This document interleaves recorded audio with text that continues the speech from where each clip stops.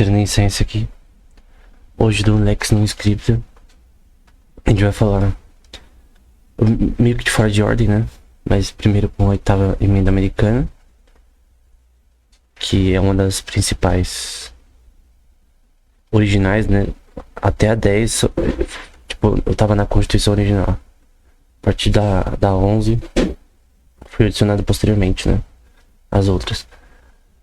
Mas relacionar ela, até falando como ela é correta, com Harakiri, e até uma história contada por um cara chamado Mitford sobre os 47 Ronins e o filme Harakiri também, embora o filme Harakiri não seja uma verdade, não seja baseado numa história verdadeira, ele ilustra um princípio verdadeiro no shogunato japonês. E como que eu tô relacionando algo no Japão com a oitava emenda americana, né?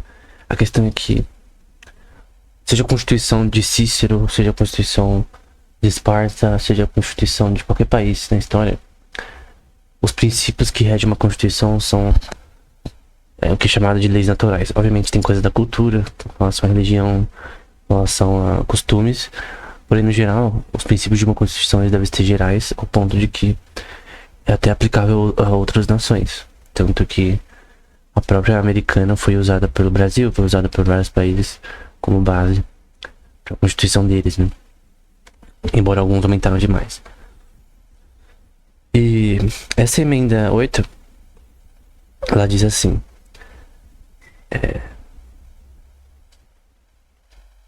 como se diz, acho que não tem como. Ele usa a palavra bail, mas pode dizer como fiança, né? Fianças excessivas não serão requeridas, né? Nem impostas, nem punições cruéis ou não usuais, né? Não, diferentes demais, né? E a gente vai ficar nessa parte última, né? Na parte B, que punições cruéis ou anormais não serão infligidas, né? Essa é a parte da oitava emenda. A gente tem que interpretar isso e tentar falar se isso é realmente certo, segundo o Natural Law, e por que essa emenda é importante. Então, primeiro, muitos países, e até ao longo da história, até se a gente for buscar nas leis draconianas, né, ou no Código de Hammurabi, ou na própria lei judaica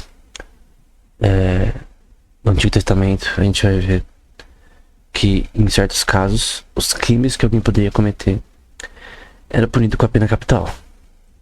A pena capital poderia variar na forma, entre aspas, de crueldade dessa pena. Roma, por exemplo, tinha várias formas de cruéis de punição para bandidos, por exemplo. A crucificação, por exemplo, Cícero vai dizer que é uma das piores formas de piores punições, é a pior punição romana, por causa da forma que era realizada, né? Que alguém era posto no madeira por tanto tempo assim. Até o texto judaico vai dizer maldito aquele pendurado na madeira, né? E coisas do tipo. Então era uma punição realmente excessiva, o que categorizaria, segundo essa emenda, como algo inconstitucional. Então hoje em dia, se alguém decidisse crucificar uma pessoa, isso é inconstitucional. Outra questão que seria inconstitucional, segundo esse artigo, essa emenda, né, seria enforcamento, por exemplo, que no passado era muito usado. E por quê? Porque também tem um requinte de crueldade, em que a pessoa, no momento em que é realizado isso,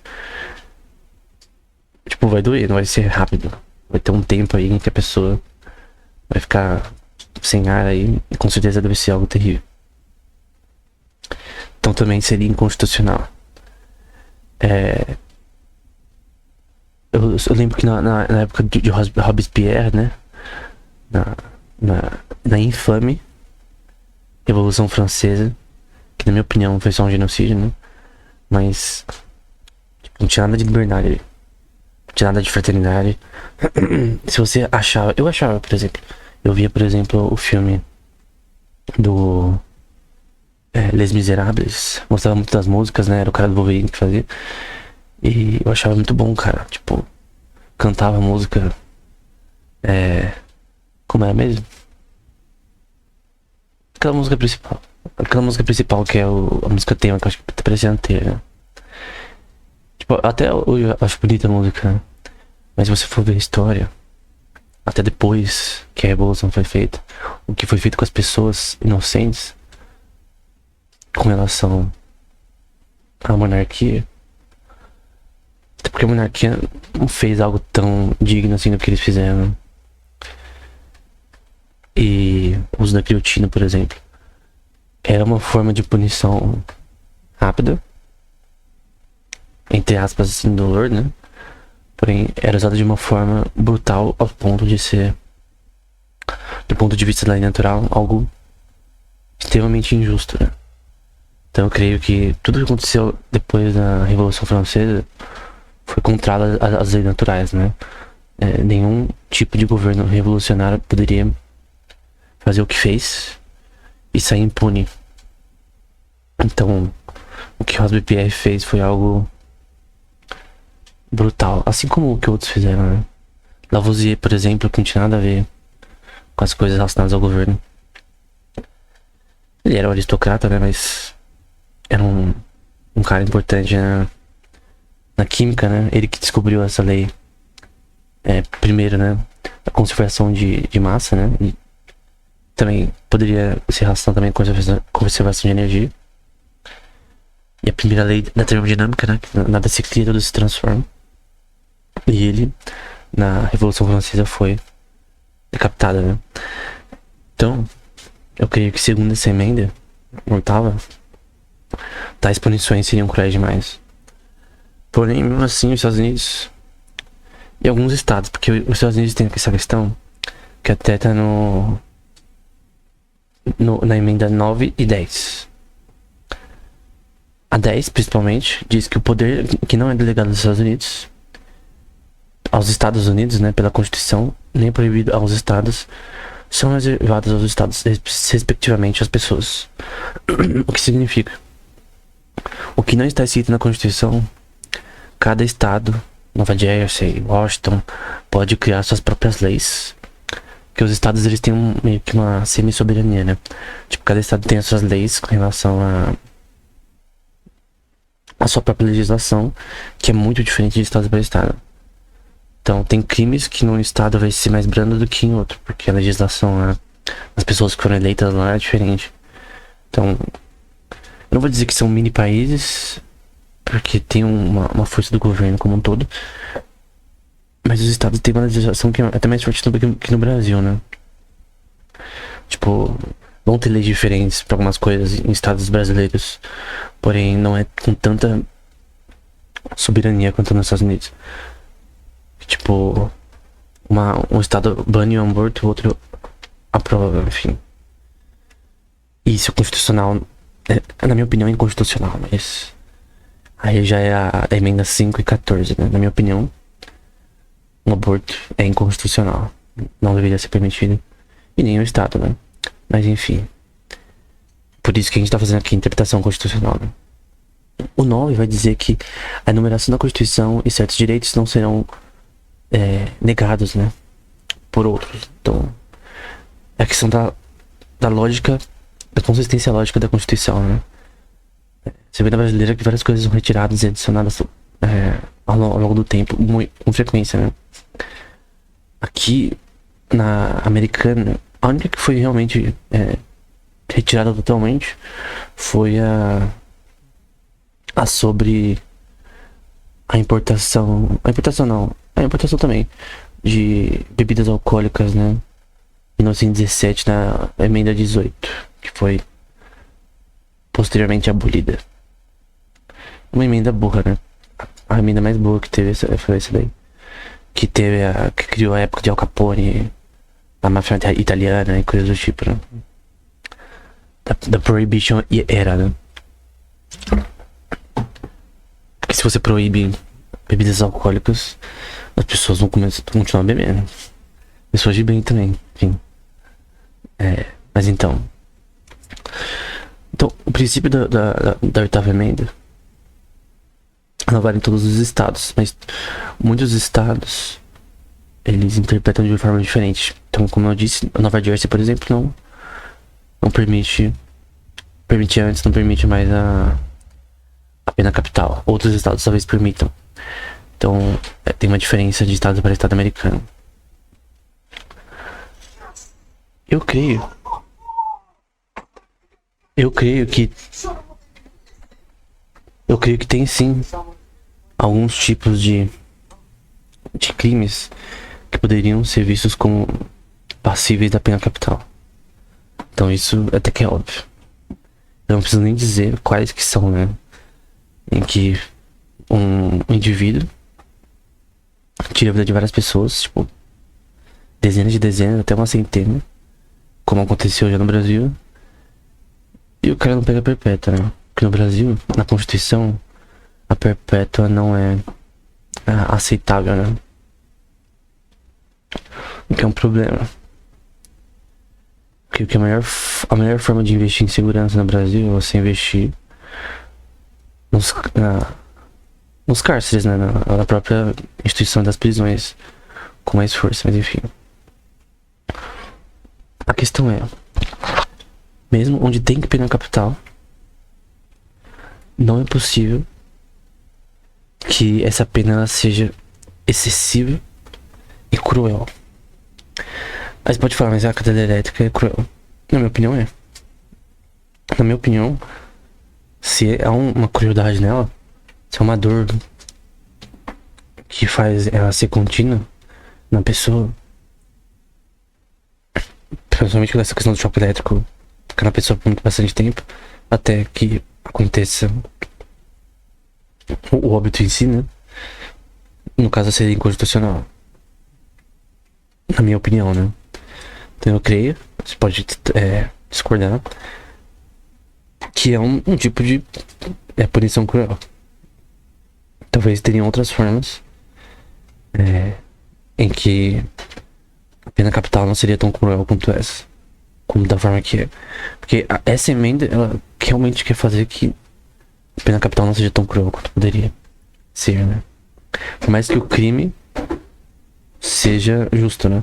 Tem até a questão de pessoas que foram condenadas injustamente também a pena capital, o que pode acontecer, e as pessoas às vezes querem que a pena capital não exista, porque se acontecer um erro, uma pessoa pode acabar perdendo a vida em vão, né? Como acontece com frequência. Até tem um documentário na Netflix chamado Confession Tapes. Tem outro também que eu esqueci o nome, que eu assisti, de pessoas que foram condenadas injustamente nos Estados Unidos e ficaram aí décadas na prisão injustamente. Foi provado posteriormente, com todas as certezas da lei, que foi injusto, né? Então, e essas pessoas têm que ser indenizadas de uma forma muito tryhard, porque realmente você tira a vida da pessoa injustamente. O júri também sendo imparcial, também constantemente, você vê isso nos Estados Unidos. Enfim, e outras questões que promovem injustiça. E o que tem a ver esse tema com da oitava emenda, né? Com o harakiri, né? Eu vou dizer que realmente tem a ver. O que é o harakiri? Inicialmente eu quero falar sobre harakiri num filme com esse nome, que eu assisti ontem pela segunda vez. Eu curto filmes de samurai, né? Já vi. Se eu disser qual que é um dos meus filmes favoritos de todos, é Batman Begins, Batman Cavaleiro das Trevas, e depois os filmes de samurai como Yojimbo, Sanjuro, Machibuze, Zatoichi, Yojimbo, enfim. Sword of Doom, que é um dos melhores também. Run, enfim. Harakiri também tá na lista, né? Aí dos meus 10 filmes preferidos de todos os tempos, né? E qual que é a história do Harakiri? Primeiro, o que era o Harakiri? Também acontece na história dos 47 Ronins, que é uma história real. O Harakiri era um ritual japonês em que alguém que sofreu uma pena por uma honra, né? Uma questão de honra, que na minha opinião é uma honra inútil, né? Mas segundo a honra da cultura japonesa, a pessoa performaria esse harakiri que seria uma autoindução, né? Com a sua própria adaga, né? Ele cortaria seu próprio estômago em forma de cruz, rasgando, né? Seu estômago. Depois, o seu segundo, né? Que ajudaria, poderia até ser um amigo. Ele performaria a decapitação de uma forma mais rápida possível, né? Obviamente teria que ser uma espada afiada com alguém com habilidade suficiente para que isso fosse o mais indolor possível. Então, esse é o Harakiri. No filme Harakiri, que é uma ilustração até de um ponto de vista legal do que é tradição, né? É mais ou menos isso. Um homem, um espadachim, é um ex-guerreiro, que poderia ser chamado de Ronin. Como ele se tornou Ronin? Porque o castelo que era parte foi desmantelado, né? Questões aí do Shogunato, que também é a história do 47 Ronins. Também é mais ou menos assim. E aí ele tinha uma filha muito bonita. Ele recusou dar sua filha como esposa pra casa de ricos e deu pra um cara que ele confiava mais, né? Que era um amigo dela de infância. Que o nome dele era Mitomi Ichikawa, eu acho. E o pai dele, ele pediu antes de morrer, né? Pra esse cara, que era o pai da Mitomi, pra cuidar do filho dele, né? E aí, ele honrando essa promessa, cuidou do filho dele e deu em casamento. Ele que era um professor, né? Não leva tão bem, mas era um professor aí de escrita japonesa, principalmente de Confúcio, né? Ele ensinava essas coisas. E aí, aconteceu que a Mitomi ficou doente depois de um tempo, né? O filho deles também ficou doente, que eles tiveram, né? E aí eles tinham que conseguir dinheiro de alguma forma. E uma forma de conseguir dinheiro, que até se conversa anteriormente, anos antes disso, né? Dessa crise, foi de ex-samurais irem até os castelos, como o castelo de Edo, ou castelo de... eu não lembro o nome do castelo direito, de Osaka, enfim. De Edo é o mais famoso, né? Até parece no Naruto, né? Orochimaru. Quando ele vai pegar os braços dele, né? Com a Tsunade, né? É no castelo de Edo. Então, basicamente, o que acontecia é que alguns ex-samurais, eles iam nesses castelos e pediam dinheiro, e se o castelo não desse dinheiro, eles iam performar Harakiri. Então falavam, vou performar Harakiri porque eu não aguento mais, eu sou um ex-Ronin, não consigo ganhar vida. E aí, o que acontecia é que muitos pediam dinheiro no castelo como se fosse um estelionato, né?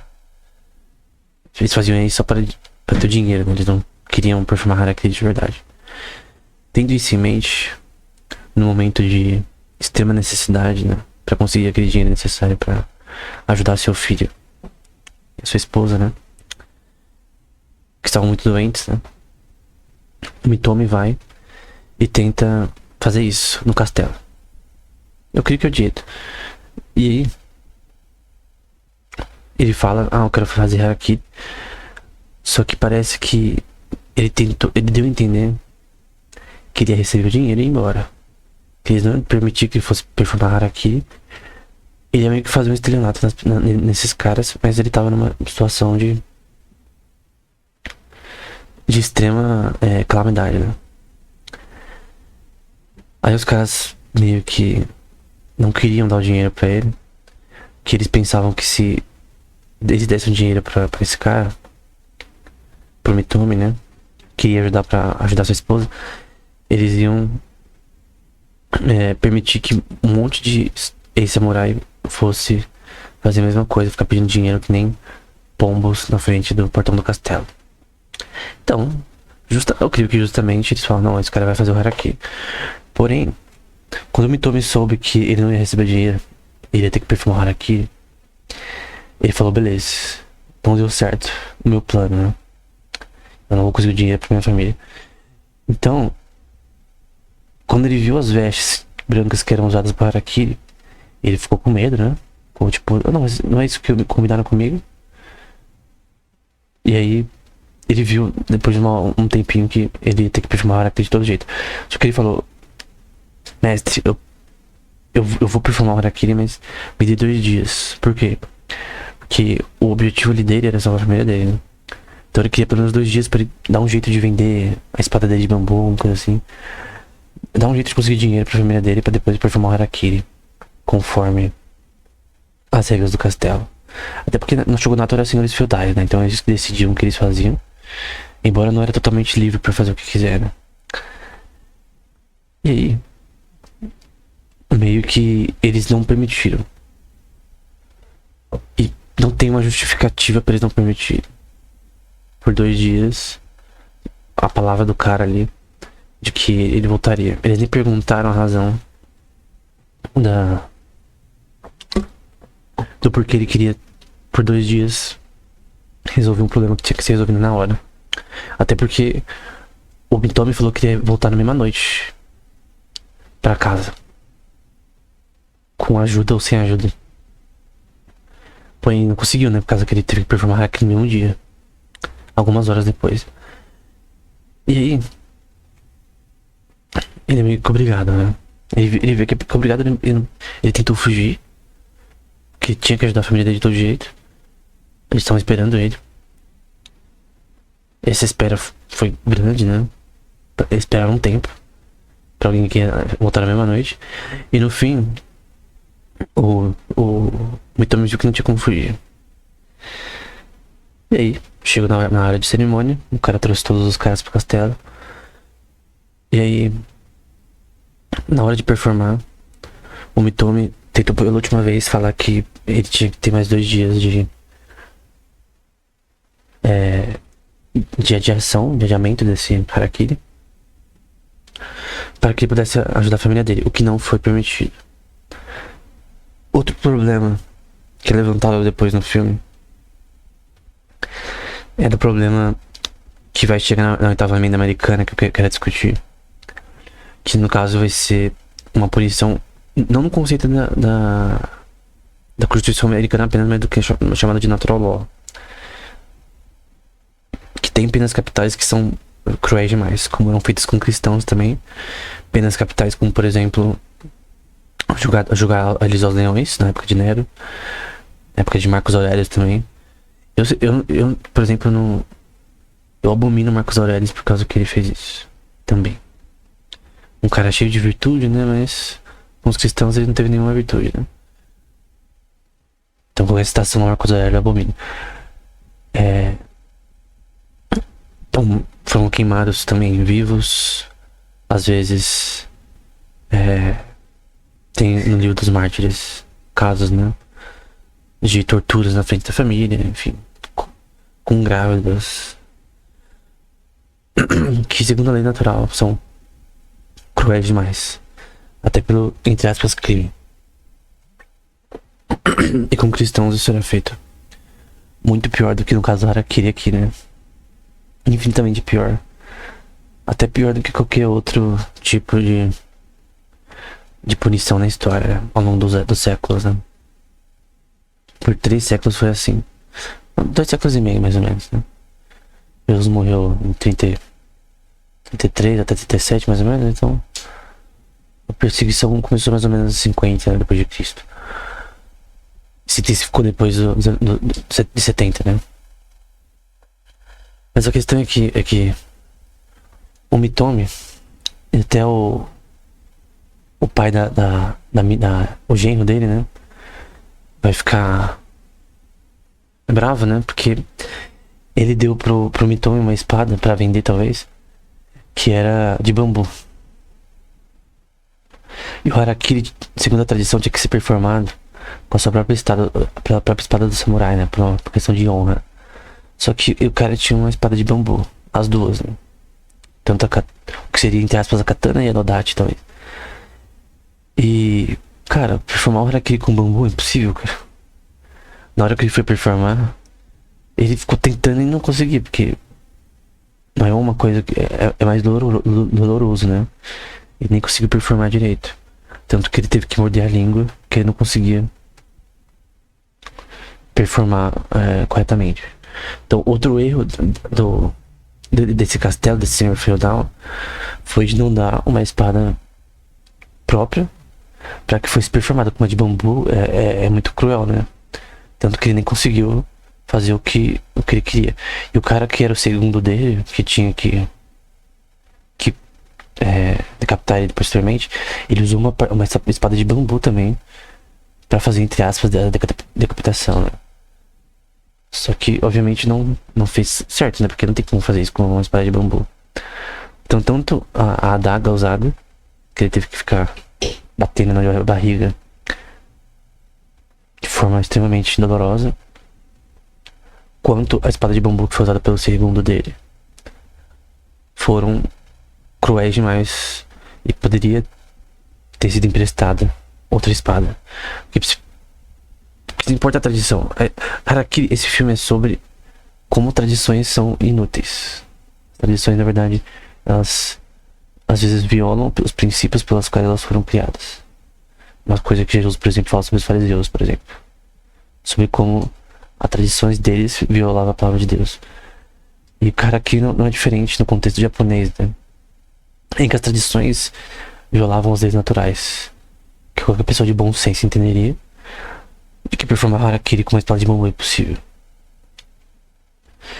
E o fato de que isso foi permitido também fez o genro do Mitomi ficar mais bravo. E ele questiona eles. O questionamento do genro do Mitomi, né? Quando ele pede pra performar Harakiri no castelo. Ele começa a contar a história, né? Do porquê ele está ali, né? Só que aí, depois de toda a história assim contada, né? E obviamente o genro dele não falou que o que eles fizeram era totalmente errado, porque o Mitomi, ele tentou fazer um estelionato ali, né? Num momento de extrema necessidade pra conseguir salvar sua família, né? Porém, o que ele questiona do ponto de vista legal, eu creio que a cultura japonesa não importa tanto nesse contexto, porque a gente tá falando sobre leis naturais, tá falando de bom senso com relação às leis que estavam na época. Então, pelo bom senso,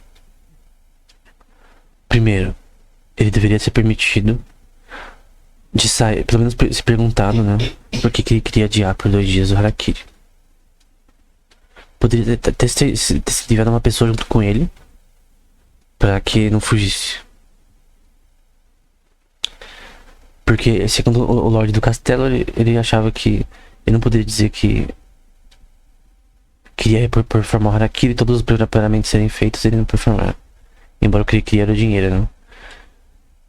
Porque, de novo, as pessoas pediam Harakiri como forma de conseguir dinheiro do castelo e não performar de verdade. Então ele poderia ir junto com ele para que fizesse as coisas do castelo, ou de repente eles poderiam sei lá, ele poderia pedir pro castelo ajudar a família dele depois do Harakiri, enfim. Poderia ter sido feito várias coisas, mas não perguntaram, né? Pelo contrário, ele foi não permitido, mesmo tentando fugir, de sair do castelo, né? Pra ajudar a sua família, que é o seu propósito. Esse é o primeiro ponto que o genro dele adiciona, que foi errado. Embora ele não questione que, obviamente, o que o Mitomi fez do estelionato, né, seria errado, mas não tanto quanto o Castelo fez. O Castelo poderia também falar, pô, você não quer performar mais, beleza. Porque o Mitomi ficou surpreso quando você soube que ele tinha que performar mesmo Harakiri. Que ele não ia receber dinheiro, né? Mas enfim. Depois, ele questiona também o fato de ter feito com a espada de bambu. Porque quando o genro soube que a espada era de bambu, ele viu que a crueldade ali é muito grande. De novo, eu tava meio demaricando. E eu queria que até a questão de natural law é uma pena cruel demais. Eu tenho que até Cícero concordaria que a crucificação também era uma pena cruel demais. Tanto que um cidadão romano acho que não poderia ser crucificado. Por Porque eles achavam que um cidadão romano não poderia ter uma pena tão cruel. Então eles já tinham também meio que a oitava lei, a oitava Constituição, perdão, a emenda americana, nos seus corações, né? Porque se o cidadão romano, por exemplo, Paulo, não poderia ser, aí tá no livro de Atos, né? Os caras chicotearam Paulo e Silas, se não me engano, sendo eles cidadãos romanos, né? E segundo a lei romana, não era permitido, sem julgamento, que o cidadão romano fosse chicoteado. E os caras ficaram, o centurião ali, que era o guarda de 100, e o tribuno, né? Que era uma casta baixa, né? Do sistema, acho que, não sei se é judiciário de Roma. Eles ficaram em choque, porque eles viram que se alguém soubesse que eles tinham chicoteado um cidadão romano sem julgamento, eles iam estar na merda. Então Paulo, ele meio que fala, e aí, cara, vocês... Legal que ele espera ser chicoteado pra depois falar, né? Paulo é engraçado. De repente ele tentou falar e não conseguiu, mas enfim. Pô, ele falou, vocês estão chicoteando o cidadão romano sem motivo. Tanto que, se você ler a carta de Clemente de Roma aos Coríntios, que fala sobre a morte de Paulo, sobre a morte de Pedro, Pedro foi crucificado, creio que alguns dizem que é de cabeça para baixo, o que é até conivente com o texto bíblico, né, que diz que ia morrer de uma forma diferente, né, diferentona. Até a história vai dizer, não sei se é verdade, que Pedro, na hora, antes de ser crucificado, meio que tentou meio que fugir, mas depois ele viu, não, eu vou fazer isso mesmo. Que ele deu pra trás inicialmente, mas depois ele aceitou sua pena pra onde ele não queria ir, né? O que, se a gente leu o final de João, é condizente com a história, é condizente com o que tá escrito no final de João. No caso, Pedro, ele foi crucificado, que é uma forma cruel de punição. Só que Paulo, por ser cidadão romano de nascimento, ele foi, provavelmente, pode ser que o pai de Paulo era romano, ou a mãe. E obviamente um dos pais de Paulo era judeu, né? Eu creio que o pai é mais fácil, que ele tinha que ser circuncidado, né? Eu creio que o pai era mais fácil e a mãe provavelmente era uma prosélita. Ou de repente os dois eram judeus, né, em Roma. Ele nasceu em Roma, essa é a questão. Eu creio que, eu não lembro se na legislação romana alguém que é nascido de lá, de um pai não romano, poderia ter cidadania. Uma questão que também é discutida na Constituição americana, né? Se alguém nasce no nosso país, só que a partir de dois estrangeiros, né? Essa pessoa é cidadão dos Estados Unidos. É uma coisa que aconteceu nos Estados Unidos por um tempo também, que a gente pode discutir em outro episódio. Então, não sei se o Paulo, algum dos pais deles era romano, mas enfim. Tem que ver aí a Constituição romana nessa questão. O ponto é que o Paulo foi decapitado porque ele era cidadão romano, o que é uma pena mais branda, né? Menos dolorosa. Eu preferia a pena de Paulo do que a de Pedro, com certeza. Deve ter doído mais, né?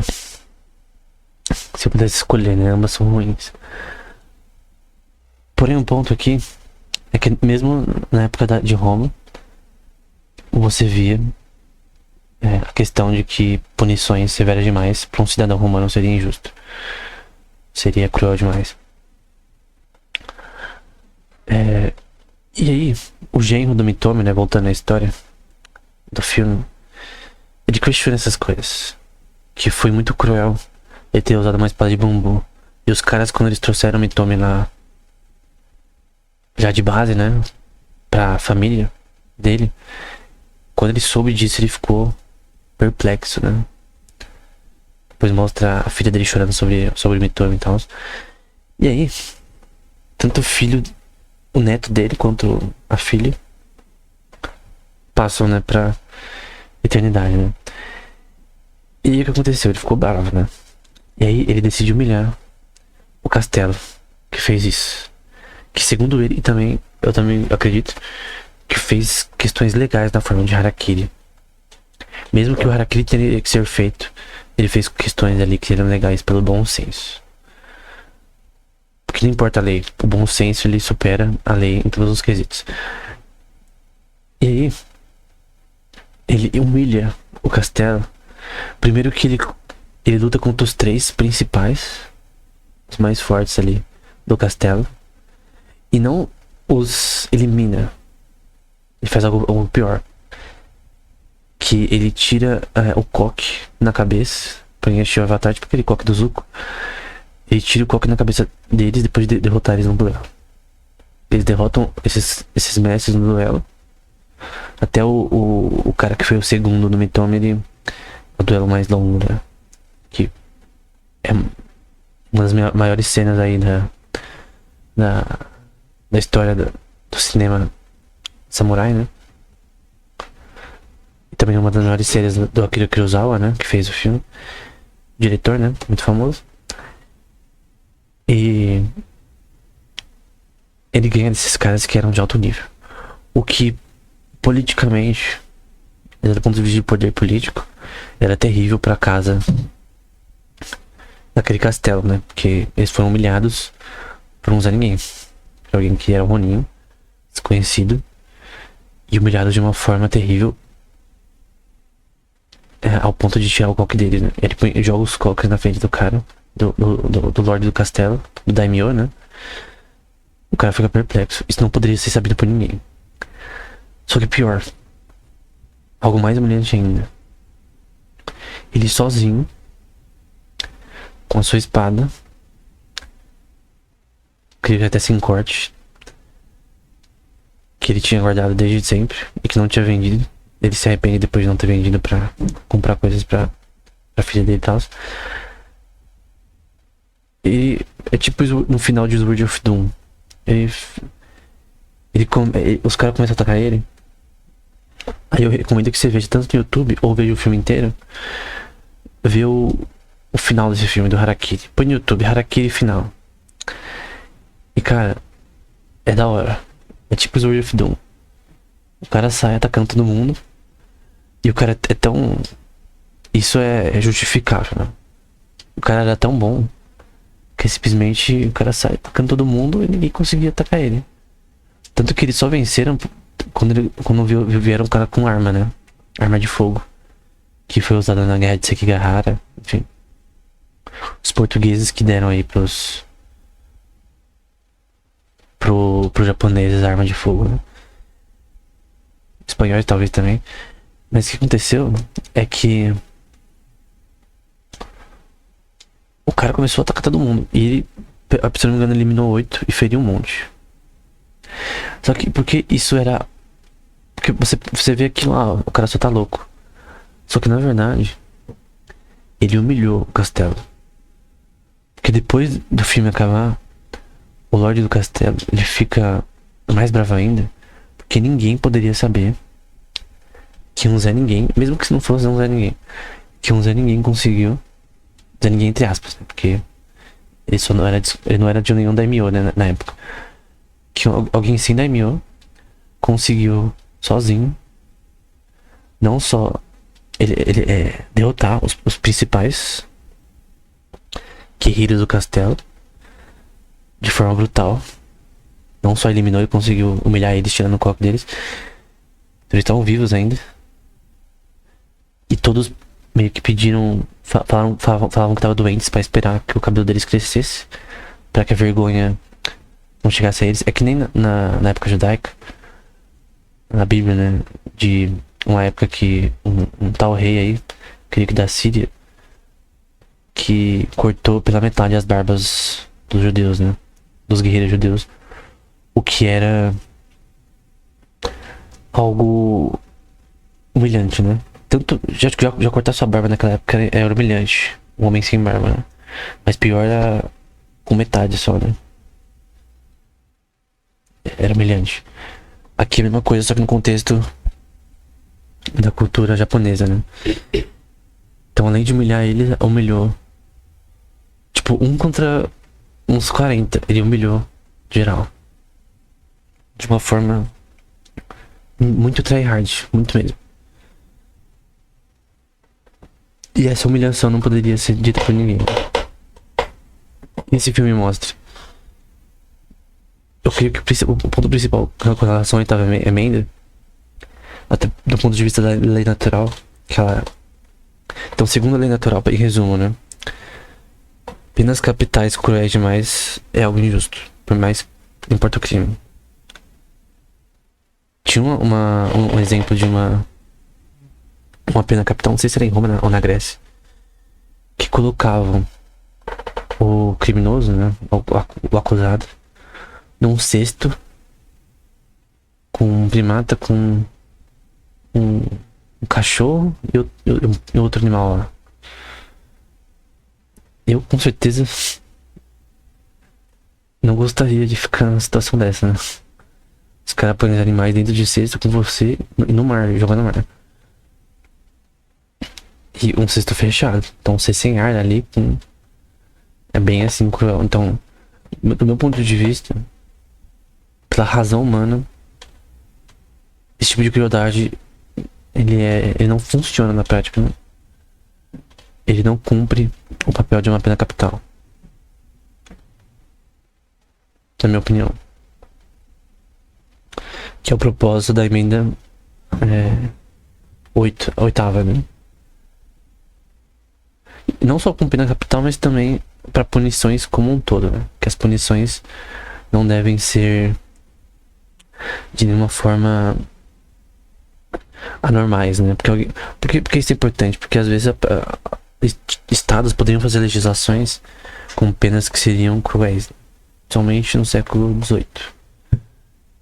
Enfim, mesmo em caso de crime de guerra também, eu creio que tem tortura, coisas do tipo, devem ser proibidas do ponto de vista constitucional.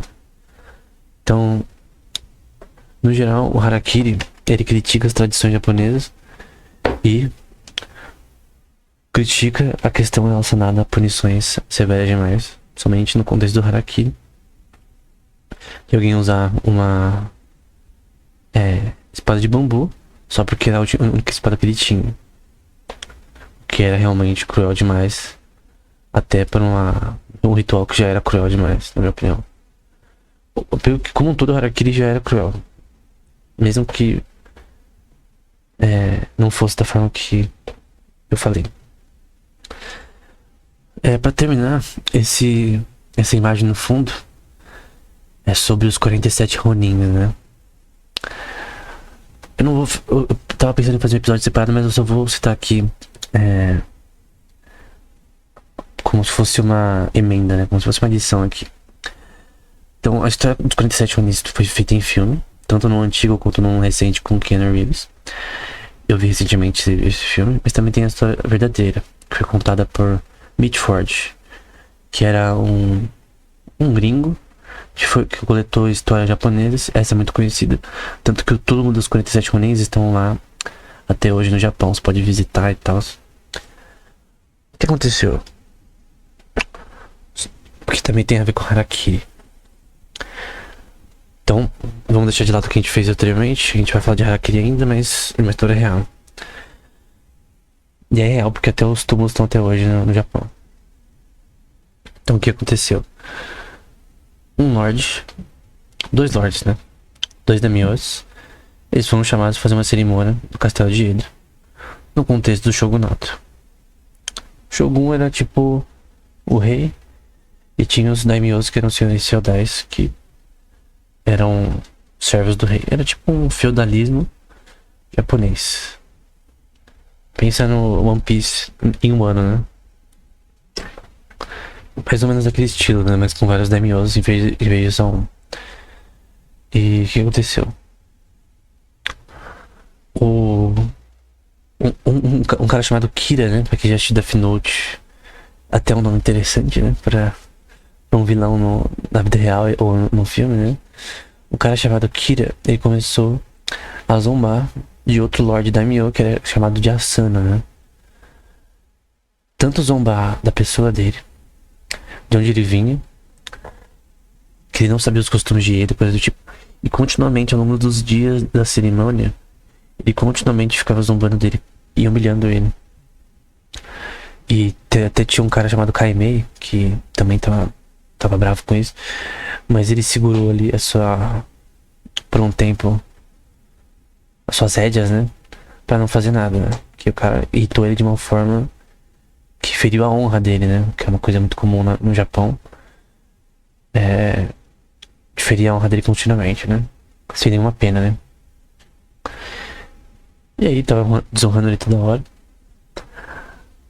Ao ponto que chegou no limite. Depois de um tempo, o cara ficou enchendo o saco dele tanto, esse Kira, né?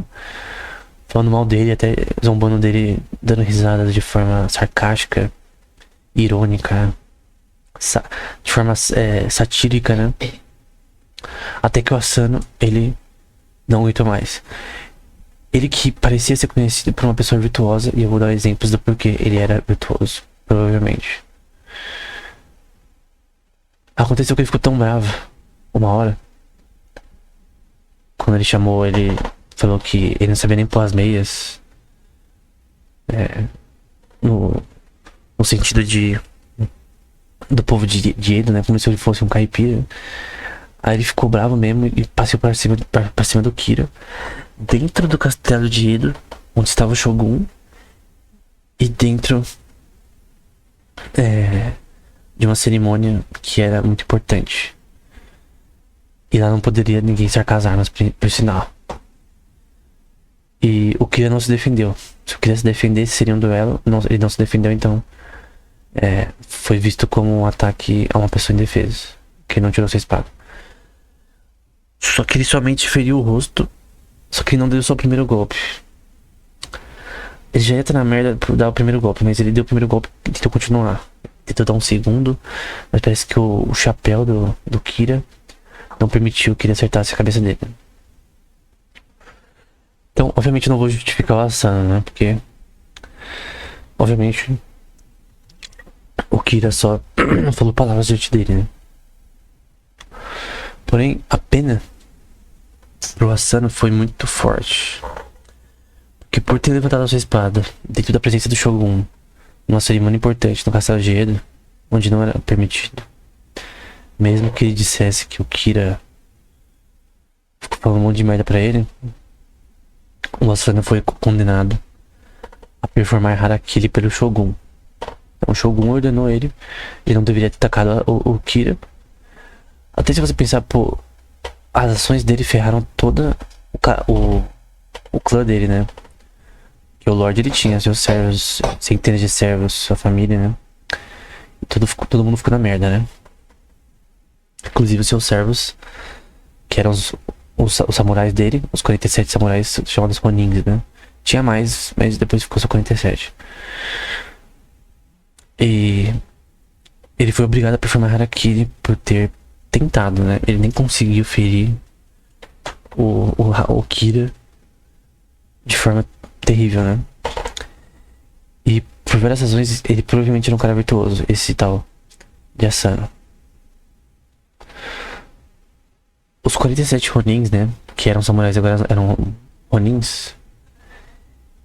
Eles ficaram obviamente bravos com isso. Que eles provavelmente amavam muito seu senhor e tal, seu daimyo. Lembrando que isso aqui é uma história real. A forma que eu vou contar vai ser a real. A do filme é diferente. A do filme, principalmente do Keanu Reeves, tem a sua questão de ficção aí. Tipo, não tem estrangeiro na história de verdade, enfim. Mas a questão é que eles vão fazer um plano. Por um ano, eles vão se infiltrar ali nas regiões de Edo, como comerciantes, como trabalhadores, como mendigos, enfim, pra até o principal, que é o cara chamado Oishi, que é o capitão deles, vai fingir ser um bêbado por um tempo, que é muito parecido com o que aconteceu com o próprio aquele cara do One Piece, esqueci o nome dele, que ele também meio que fez isso durante a guerra de tempo de Wano, né? Que o Kaido pediu pra ele fazer isso, mas enfim, parece que tem a ver com essa história. Então, eles fingiram que eles não estavam planejando nada. Tipo, o cara fingiu ser um membro, coisa do tipo, pra enganar os outros de que ele nunca iria se vingar do Kira, né? Só que eles fizeram um plano, conseguiram ali informações relacionadas a uma posição do Kira numa festa de chá. No fim, eles conseguiram, sem nenhuma baixa, achar o Kira, né? Tem uma parte que um cara com aquele nome do cara do One Piece também. Um jovem, né? Ele vai... O Kira vai se esconder no castelo. Os caras tentam procurar ele. E aí, o cara... Esse jovem, né? Atrás de uma pintura. Ele vai abrir... furar a pintura. Ele vai ver um buraco ali. Uma passagem pra meio que um jardim. Onde estava escondido o Kira, né? Ali acha o Kira e tal. E com todo respeito, o Oishi, né? Vou ter que pegar o nome dele certinho. Com todo respeito, o Oishi, ele fala pro Kira. Que é muito diferente do filme do Keanu Reeves, por exemplo. Ele fala pro Kira, tipo assim: ó, você fez merda com o nosso senhor. Ele morreu por sua culpa, coisa do tipo, você é culpado. Só que a gente quer que você faça harakiri. A gente quer que seja honrosa o seu fim, né? Então, e até fala com toda humildade, com todo respeito, como de forma hierarquia, né, no Japão, né? Em vez de simplesmente uma pessoa sem virtude, ele simplesmente ia pegar o Kira e sentar a porrada sem estar nem aí, né? Porém, com todo respeito, toda virtude, de uma forma até honrosa, né? O cara fala então que você vai ter que performar harakiri. Ou você faz isso daí da forma mais virtuosa possível, né? No seu fim, ou não. E o Kira ficou meio assim e tal, e ele não quis performar. Diferente do seu senhor, né? Que performou do Asano, né?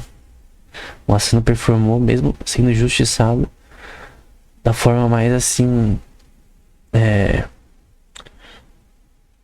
da forma mais rápida possível, de uma forma mais honrosa possível, né? Embora, na minha opinião, não é honroso, né? Tem um pouco. Performar harakiri, né? Mas o Asano performou da forma mais honrosa possível, mesmo sendo injustiçado.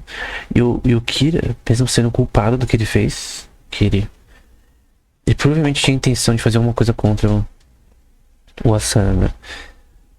E mesmo que não tivesse intenção, mesmo que na mens rea dele, que mens rea é uma questão no latim legal, né? No latim de direito, da intenção da volição, né? Será que a pessoa teve a intenção de fazer com que o Asano fosse ferrado por causa dele? Nós não sabemos. A gente não tem como ler a mente dele. Porém, mesmo sem a mens rea relacionada a isso, ele era culpado. Pela lei natural também, na minha opinião. E o Kira mostrou sua virtude em que ele não quis performar o harakiri, tava meio assim ressentido, mostrando que ele não tinha honra nenhuma, né? E parece que o que o Mitford escreve com relação à opinião das pessoas sobre o Kira posteriormente era como se fosse um cara sem escrúpulos, né? Um babaca, né? Então ele parecia ser um babaca.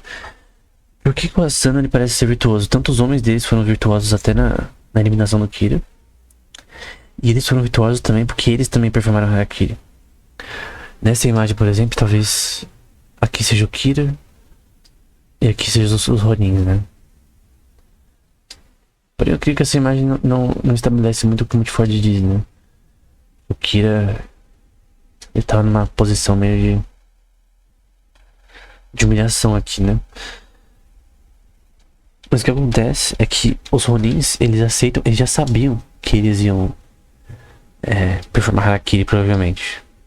Eles poderiam ter vivido a vida deles como eles queriam, mas eles estavam tão bravos com o que aconteceu com o Asano, né?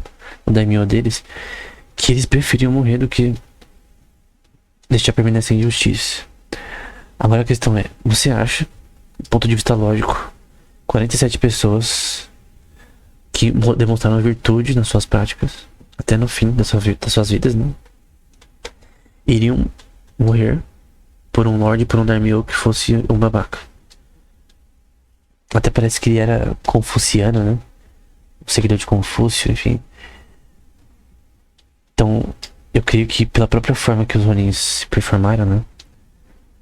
E até também no Harakiri o Asuna se performou, agiu, né? Que a virtude vem das ações, né? Parecia que o Asuna também era uma pessoa virtuosa. Tanto que os caras morreram pra vingar, né? Pra fazer a justiça pelo Asuna, porque ia ficar impune. Ou queria viver como se nada tivesse acontecido de forma impune toda a vida, né? Então, por isso que essa é uma história não conhecida por questão de lealdade, né? De eu ser tão leal a Daimyo pra morrer por ele, pra cumprir a justiça. Tanto que todos, se você ver a história de Mitford, se é verdade mesmo, esse final é que todos ali na região da comunidade de Edo aprovaram o que eles fizeram.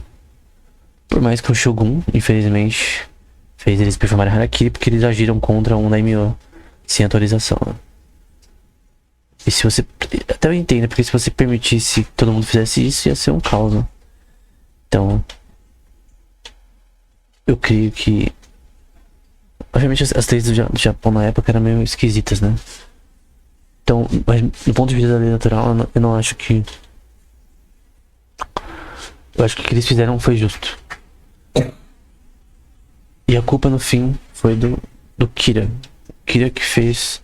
A culpa toda foi do Kira. Ele que ficou instigando o Asuna pra fazer isso. Então, na minha opinião, a culpa foi dele. De todas essas mortes, no caso. O que aconteceu, né? Enfim. Então, no fim, eles performaram Harakiri. Não da forma que eu falei no filme, mas da forma normal, né? Acho que, segundo a história, eles se separaram em grupos de 4 pessoas e performaram um a um aí esse ritual japonês. Infelizmente, né? Que mostra a lealdade deles. E também mostra a virtude deles também, que eles estavam preparados. Mesmo depois eles aceitaram tudo na boa. Não lutaram, que eles sabiam que já tinham cumprido a sua missão de justiça, né? Enfim, põe nos comentários aí o que você acha dessa história. Então, o que a gente falou hoje em resumo, né? Sobre a oitava emenda, sobre as questões que ela tem a ver com as leis naturais humanas, e até em Roma a gente vai ver coisas relacionadas à oitava emenda americana, o que faz ela correta, né? Do ponto de vista do que é natural law, e também da relação dela com o filme Harakiri e também com os 47 Ronins, que é uma história real que o Mitford conta. Nossas histórias sobre o Japão. Se você pôr Mitford e Folk Tale, você já vai achar o livro dele sobre esse tema. A dos 47 Ronins é a primeira de todas. Enfim, é isso. Até o próximo episódio.